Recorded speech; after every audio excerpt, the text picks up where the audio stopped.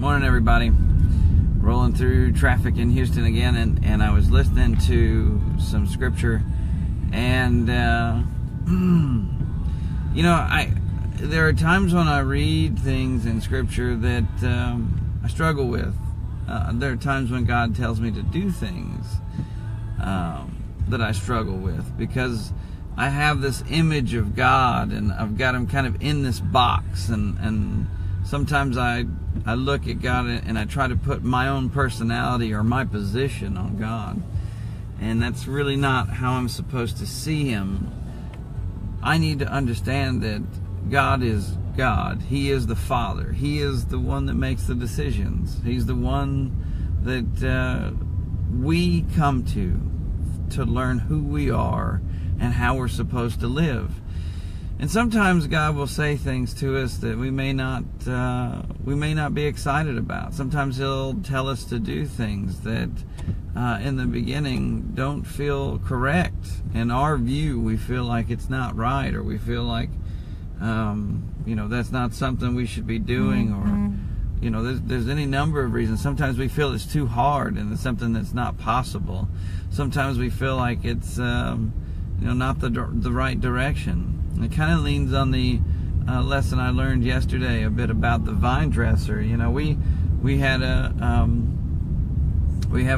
vine, a grapevine that was growing in a way we didn't want, so we uprooted that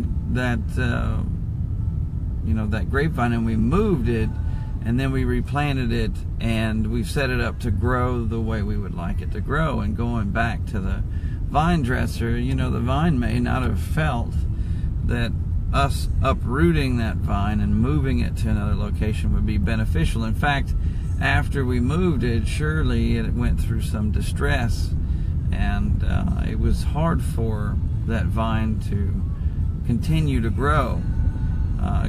Needless to say, the vine is doing quite well, in fact better than it was in the first location.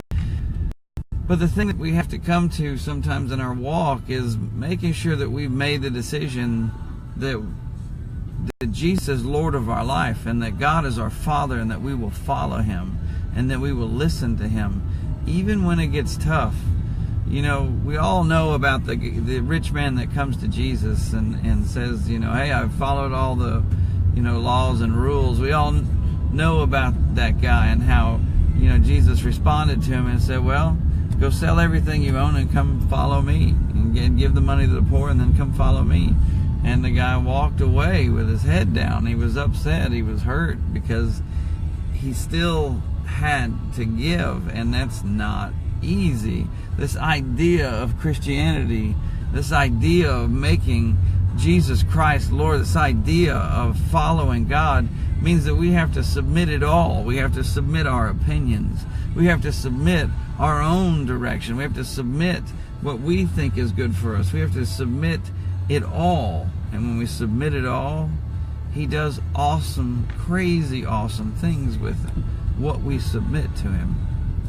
It's those things that we don't submit that we find our troubles in life with. We find those things that God will eventually smooth out, almost as if he's massaging the clay, right? And to me, I don't think it serves Christians to just tell them that you just follow God and blindly walk in different directions. But it also doesn't serve Christians to teach other than the fact that he is God. And when he says something, you have to understand that his position is not your position. That the box that you have God in is not his box, it's your box that you've tried to put him in.